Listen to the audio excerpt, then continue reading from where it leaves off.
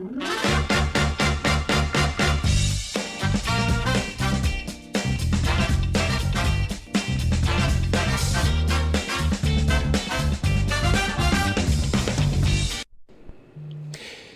est le 17e candidat enregistré et retenu sur la liste définitive publiée par la CENI. Il a été par 2 fois candidat malheureux lors des législatives précédentes dans la province de la Chuapa. Si vous êtes moboutiste ou si vous en savez quelque chose de l'histoire moboutienne, le nom Kéma Lilo doit vous dire forcément quelque chose. Ancien ancien conseiller spécial en matière de sécurité des Mobutu, mais également chef des renseignements ici à l'époque Zaïre, mais ce n'est pas de lui qu'il s'agit. Nous parlerons plutôt de son fils que nous avons vu aux côtés de Denis Kadima, celui-là qui veut briguer la magistrature suprême. Madame, monsieur, bienvenue dans l'invité consacré à la présidentielle. 26 candidatures, mais pour quelle offre politique? Claude Bosengue est là pour défendre le candidat Kéma Lilo fils. Bonsoir et bienvenue à vous. Bonsoir Gaëtan, je vous en remercie. Merci beaucoup d'être là. En tout cas, les élections s'approchent à grands pas. En tout cas, alors Kéma Lilo, on l'avait vu, je l'ai dit, déposer sa candidature. Son nom se trouve sur la liste définitive, le 17e nom. Alors, c'est pas l'ancien conseiller en matière de sécurité des Mobutu que nous avons connu, pas moi personnellement, je l'ai connu justement à travers les médias. Kéma Lilo, dont il est question, est acteur politique, mais également homme d'affaires. Merci Gaëtan. Ouais. J'aimerais porter un correctif là-dessus parce qu'il y a eu un lapsus lingué. Une confusion. Une confusion. Ouais. Une confusion. Les grands médias ont fait cette confusion même. Oui, effectivement. La raison pour laquelle nous allons corriger. Ouais. Il s'agit de Kéma Lilo Bokonzi. C'est pas Roger Kéma Lilo? Non, c'est pas Roger Kéma. Ouais. C'est pas Roger Kéma. C'est Kéma Lilo Bokonzi. Comme atteste la liste définitive. Justement. Alors, qui est ce Kéma Lilo Bokonzi dont on n'a pas beaucoup parlé, sauf peut-être pendant qu'il a été candidat malheureux aux législatives nationales. Qui est-il et pourquoi veut-il briguer la magistrature suprême? C'est comme quelqu'un qui sort ex abrupto comme ça. Non, il ne sort pas ex abrupto. Oui. Peut-être que vous ne les connaissez pas, mais ceux qui les connaissent savent que, comme vous venez de pingler qu'il a été candidat malheureux, non. Il était élu, mais écarté. Il est dans la lutte politique 15 ans durant. Il n'a jamais brigué une fonction quelconque, comme les gens sont en train de parler, pour des raisons personnelles, parce qu'il ne voulait pas se compromettre par rapport à ses convictions, par rapport à ses ambitions. Et il a été écarté tout simplement parce qu'il n'était pas de l'obédience d'un parti X. Alors, les gens qui géraient les affaires publiques, les gens qui étaient dans le reste public à cette époque-là, l'ont approché et il n'a pas voulu se compromettre, la raison pour laquelle il a été non aligné Gaëtan. Alors, c'était un acteur politique. Pour vous, il n'a pas été candidat malheureux, mais plutôt un candidat à qui on a refusé l'élection. Parfaitement. Parfaitement, Gaëtan. On a refusé de valider son élection. Parfaitement. Et il a été approché. Comme il n'avait pas accédé à cette offre-là, alors la conséquence était de pouvoir l'écarter. Il a été écarté. Alors, c'est quelle lutte politique qu'il a menée 15 ans durant? Où était-il? Qu'a-t-il fait? Non, c'était un acteur politique, un héros dans l'ombre. Oui. Il a été, comme je venais de le dire, oui, 15 ans dans la lutte politique. Et dans ces 15 ans, il a combattu. La raison pour laquelle, dans sa philosophie, dans ses ambitions, il est en train de combattre les antivaleurs dont il était aussi victime. Mais c'était un héros dans l'ombre, c'était un acteur politique, c'était un entrepreneur, il a beaucoup investi dans le domaine immobilier, dans le milieu rural, dans le domaine de transport, dans l'énergie, et j'en parle. Dans notre pays, en oui, RDC. Dans notre pays RDC, surtout dans le milieu rural. C'est quoi son background? J'ai cru comprendre que c'est quelqu'un qui a fait ses études à l'extérieur du pays. Oui, effectivement. Son background, il a fait ses études aux États-Unis. Oui. Il est licencié en business school aux États-Unis. OK. Oui. C'est un acteur politique. Et c'est un jeune aussi, hein, oui, c'est un jeune, bientôt. Jeune, oui, les gens croient que c'est un vieux, non. Les images vont parler d'elles-mêmes. Vous avez vu son intervention, le premier, parce qu'il avait fait une adresse aux candidats nationaux et provinciaux qui étaient dits pour un échange, les images, on parle d'eux, c'est un jeune, il a bientôt 45 ans, il est né en 78. C'est un jeune, c'est pas un vieux. Et les images vont parler d'elle-même lorsque vous allez le balancer, c'est un jeune. Alors nous voudrions enlever cette confusion-là. Il a étudié à l'extérieur, il a beaucoup vécu à l'extérieur, mais comme il avait les soucis du pays, il rentrait à tout moment. À tout moment. Ok. Alors, je peux comprendre que c'est quelqu'un qui a fait ses études à l'extérieur du pays, mais entre-temps, il a investi au pays, mais a été acteur politique, mais pas un acteur politique de premier plan. Non, c'est vous qui le dites. Ouais. Mais je vous ai dit qu'il était dans l'ombre, Gaëtan. Ouais. Un acteur politique dans l'ombre. Parce que vous ne les connaissez mieux. La raison pour laquelle nous voulons faire voir sa face, c'est qu'il est un homme ambitieux, un homme de la foi, qui veut combattre les antivaleurs. Il se présente aussi comme le candidat idéal pour le retour de la paix. Il s'est dit, moi je suis pour le retour à l'ordre et à la justice. Alors, n'est-ce pas un côté, je dirais, dont il a hérité de son père, parce que son père, c'était un grand sécurocrate.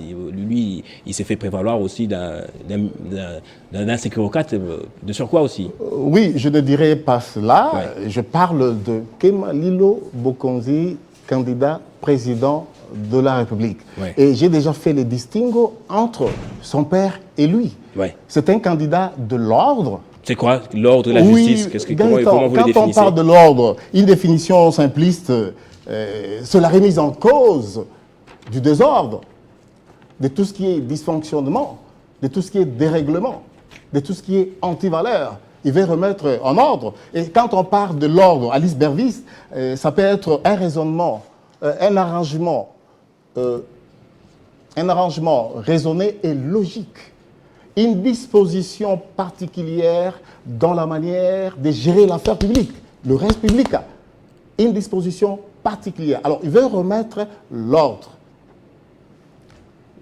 C'est-à-dire que nous sommes dans le désordre. Bon, je ne dirais pas ça. Oui. Je me réserve de tout dire, mais vous allez constater s'il y a le désordre ou pas. Mais je dis tout simplement que c'est un candidat de l'ordre. L'ordre, vous signez, il faut remettre les choses dans les normes. Il y a des règles. Mais il prétend aussi. Qui régissent même la gestion de la chose publique. Il y a des règles. Alors, il veut remettre l'ordre. Il y a des institutions qui existaient et qui existent encore. Mais quant à lui, sa vision, c'est d'ajouter en plus une pierre dans l'édifice. Là où il y a des failles, effectivement, par rapport à sa compétence, il va devoir ajouter un plus. A-t-il déjà occupé des fonctions publiques pour, je dirais, prétendre à pouvoir remettre de l'ordre et la justice? Oui, il était approché à maintes reprises, mais il ne voulait pas se compromettre par rapport à ses ambitions et il voulait faire le meilleur de lui-même. Le moment est venu où il veut porter un plus dans l'édifice. Il n'a jamais voulu. Il était approché à maintes reprises par rapport à ses compétences, par rapport à son caractère, par rapport à la foi qu'il a, par rapport à sa détermination, et j'en passe. Et aujourd'hui, c'est le moment où il veut faire valoir toutes ses compétences au besoin pour l'intérêt de la population congolaise. Avec quels moyens, justement? Dans combien de temps? Il y a des candidats qui disent que dans quelques mois, nous pourrons rétablir la sécurité dans l'est du pays. Comment, lui, entrevoit cette problématique de l'insécurité dans l'est du pays? Non, vous croyez que pour gérer le reste public, il faut qu'il y ait l'argent? Mais c'est la tête, une caisse de résonance. Quand vous avez une caisse de résonance, cela va engendrer de l'argent. Hein? Il vient avec sa tête, avec sa compétence. Et vous allez voir que les choses vont se chambarder d'elles-mêmes par rapport à sa compétence. C'est un problème de la compétence, Gaëtan. Ce n'est pas l'argent. Nous avons vu des gens qui ont beaucoup d'argent, mais qui n'ont pas pu faire grand-chose. La compétence. Quand on a la compétence, on sait engendrer les choses, on sait agencer les choses, donner des directives qui vont faire engendrer l'argent. Comme dit la Bible, il amène à l'existence de choses qui n'existent pas à l'existence. Avec Dieu. Sa compétence, oui. Là, c'est Dieu. Le pouvoir vient de Dieu. Dieu est l'omnicompétent. Ah, effectivement. Le pouvoir, toute autorité vient de Dieu. Si aujourd'hui Dieu veut qu'il soit à la tête de reste public, effectivement, l'argent viendra. Ce n'est pas l'argent. On ne peut pas mettre l'argent non plus en première position. Alors, il y a d'autres langues aussi sur Internet, des médias qui l'ont présenté comme le candidat allié de Félix Tshisekedi et qui serait candidat justement pour qu'au finish, il se rallie à Tshisekedi. Non, c'est vous qui le dites. Il n'a jamais été oui. le fruit d'un arrangement politique. Je vous ai dit que 15 ans durant, il a été dans cette lutte politique. Et le moment est venu pour qu'il fasse valoir ses compétences. Il n'a jamais été le fruit d'un arrangement politique. Avec quiconque, avec personne. Avec quiconque. Avec quiconque. Je connais sa moralité. Je vous ai dit qu'il a été élu, mais non aligné, écarté. Parce qu'il a refusé les arrangements. Oui, il a refusé les arrangements. Alors, vous voyez une telle personnalité qui veut remettre l'ordre. Il ne veut pas la corruption, il ne veut pas les antivalaires, il ne veut pas le népotisme, il ne veut pas le tribalisme, il ne veut pas les dysfonctionnements. Il aime qu'on mette l'homme à sa place, l'homme qu'il faut à sa place, l'élite, éviter la parenté. Parce que la parenté tue. La raison pour laquelle son cheval de bataille, c'est la sécurité. Et la sécurité, ici, c'est un concept qui a été pris dans le sens large. Quand on parle, parce que les gens croient que c'est seulement la sécurité des services de renseignement. Non, la sécurité in globo. Pourquoi? Parce que quand il y a la sécurité alimentaire, il y a la sécurité de personnes et biens. Là, on parle de la police. Il y a la sécurité de l'armée, afin de protéger l'espace territorial. Il y a la sécurité sanitaire. Et il y a la sécurité aussi des services de renseignement. C'est in globo que ce concept, selon lui, il va faire son cheval de bataille, Gaëtan. Alors, s'il n'est pas le fruit des arrangements politiques, si jusque-là, en dehors même du pouvoir en place, il n'a pas d'alliés politiques dans l'opposition, avec quoi, où trouve-t-il les moyens pour financer à la fois sa candidature et les moyens pour battre campagne? Je vous ai dit, Gaëtan, ce n'est pas l'argent. Vous direz que c'est un homme d'affaires, oui, mais il n'est pas compté parmi les millionnaires que nous connaissons en RDC. Non, je ne dirais pas qu'il est millionnaire. Pas du tout. Il n'est pas non plus connu comme un grand homme d'affaires, comme je ne citerai pas d'autres candidats qui sont des hommes d'affaires dont on connaît les avoirs et les entreprises. C'est vous qui l'avez dit, c'est un homme humble, ouais. Un homme qui s'efface, un homme non apparent. Il n'aime pas se prévaloir de ses compétences. Et c'est le moment qui est venu, le moment est là où il va faire prévaloir de ses compétences. Mais comme je venais de vous le dire, que c'est un entrepreneur, il a beaucoup investi dans beaucoup de domaines. N'empêche cependant qu'il mette... C'est le financement propre. Oui, c'est son financement propre. Son financement propre. Je ne pense pas qu'il a été financé par qui que ce soit. Je ne pense pas. Et c'est un candidat indépendant. Oui, c'est un candidat indépendant, un candidat de tout le monde, Gaëtan. Il est là pour agencer les choses, pour remettre des choses en ordre, en commençant par la sécurité. Comme je vous ai dit que la sécurité doit être prise dans un sens large. Et dans la sécurité, il y a la restauration de l'appareil judiciaire. L'appareil judiciaire doit être aussi réformé. Et dans cette réforme, les décisions doivent être rendues d'une façon équitable, où il doit éradiquer l'injustice, l'impunité, le népotisme, le tribalisme. Selon l'hypothèse de la pyramide, de la pyramide, où l'autorité vient d'en bas, d'en haut, et l'obéissance d'en bas. Non, il va inverser les choses. Tout le monde doit être équitable. Il doit aussi restaurer la santé, la sécurité sanitaire. Il doit restaurer la police, une police digne de son nom. Le rôle de la police, Gaëtan, c'est de protéger les personnes et leurs biens. Une police qui n'est pas de connivence avec le colonel, avec le kidnappeur, où il y a donc le retour... Mais est-ce qu'il connaît vraiment les réalités à la fois quinoises, les réalités du centre du pays, dans le Bandundu, dans le Kasaï, les réalités dans le Grand Katanga, les réalités dans l'est du pays? L'Équateur peut-être, vous me direz que c'est de là qu'il est originaire, lui qui a tout le temps été en dehors du pays. Je vous ai dit que c'est un héros dans l'ombre. Bien qu'il a beaucoup vécu aux États-Unis, mais à tout moment, il rentrait au pays et... Pour faire ses affaires. Oui, faire ses affaires. Et il connaît toutes les réalités. Parfois, il me surprend quand il me dit certaines réalités dont il connaît. Il connaît son pays. En tant que patriotique, c'est un candidat qui a les soucis de la République démocratique du Congo. Ce n'est pas le fruit d'un hasard. Et il s'est révolté voir un pays comme la RDC, avec toutes les potentialités que nous avons, Et voyez tout ce qui nous arrive. La raison pour laquelle il veut relever le défi. Il veut relever le défi. Alors, ce défi, il le relevera seul, c'est-à-dire vous allez vous faire le chemin seul jusqu'au scrutin de 20 décembre, ou peut-être à un moment donné, vous allez vous rattacher à l'opposition. Je ne pense pas. Je ne pense pas. Il fera son chemin. C'est candidat qui pense seul. faire des émules seul. Je pense. Jusque-là, je pense.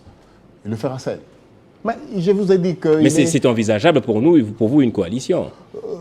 Non, jusque-là, je ne crois pas. Mais il faut aussi par après une fois élu... le pays. Oui. Admettons qu'il soit élu, mais il faut avoir une majorité aussi au sein du Parlement. Oui, mais elle en aura. Elle en aura.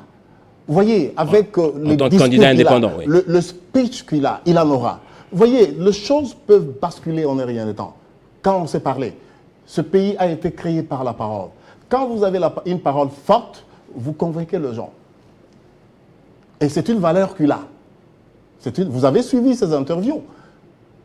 C'est une valeur non négligeable. C'est vrai, c'est un homme éloquent, c'est vrai. Oui, très éloquent, très intelligent aussi. On en a connu beaucoup aussi, des hommes éloquents. Ah non, mais... oui, mais voyez, ce sont les mots qui gangrènent tout autour de la gestion de la chose publique. On est intelligent, mais on n'est pas constant. Mais Kéma Lilo, le candidat indépendant président de la République, il est constant dans ses dires. Depuis que je l'ai connu, il a une constance. Ce qui tue les Congolais, ce qui brigue à la magistrature, ce qui dépose les candidatures, c'est la constance. On n'a pas la constance. Et quand on n'a pas la constance, on vend ce qu'on a. Et la conséquence, ça se voit clairement. Mais lui, il a la constance. Je ne crois pas qu'il sera acheté. Et vous allez pouvoir battre campagne seul dans toutes les provinces de la RDC? Parfaitement, en tant qu'indépendant.